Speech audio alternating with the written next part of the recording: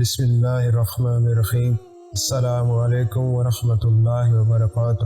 نبی کریم صلی اللہ تعالی علیہ وآلہ وسلم نے فرمایا، رات خواب میں نے دو آدمی دیکھے جو دونوں میرے پاس آئے اور مجھے بیت المقدس میں لے گئے۔ پھر ہم سب وہاں سے چلے یہاں تک کہ ہم ایک خون کی نہر پر آئے۔ وہاں نہر کے کنارے ایک شخص کھڑا ہوا تھا اور نہر کے بیچ میں بھی ایک شخص کھڑا تھا۔ نہر کے کنارے پر کھڑے ہونے والے کے سامنے پتھر پڑے ہوئے تھے۔ بیچ نہر والا آدمی آتا اور جو ہی وہ چاہتا کہ باہر نکل جائے، فوراً ہی باہر والا شخص اس کے منہ پر پتھر کھینچ کر مارتا جو اسے وہیں لوٹا دیتا تھا جہاں وہ پہلے تھا۔ اسی طرح جب بھی وہ نکلنا چاہتا، کنارے پر کھڑا ہوا شخص اس کے منہ پر پتھر کھینچ مارتا اور وہ جہاں تھا وہیں پر لوٹ جاتا۔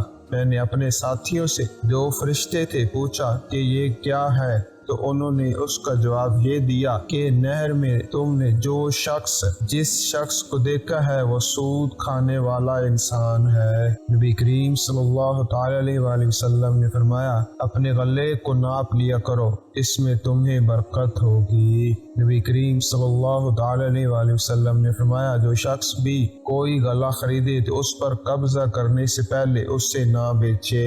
رسول اللہ صلی اللہ تعالی علیہ وآلہ وسلم نے فرمایا، کوئی شخص اپنے بھائی کی خرید و فروخت میں دخل اندازی نہ کرے۔ اللہ کریم کی بارگاہ میں دعا ہے میرا پڑھنا اور آپ کا سننا اپنی بارگاہ میں قبول فرمائے اور نیک اعمال کرنے اور برائی کے کاموں سے بچنے کی توفیق عطا فرمائے۔ جزاکم اللہ خیرا و احسن الجزا۔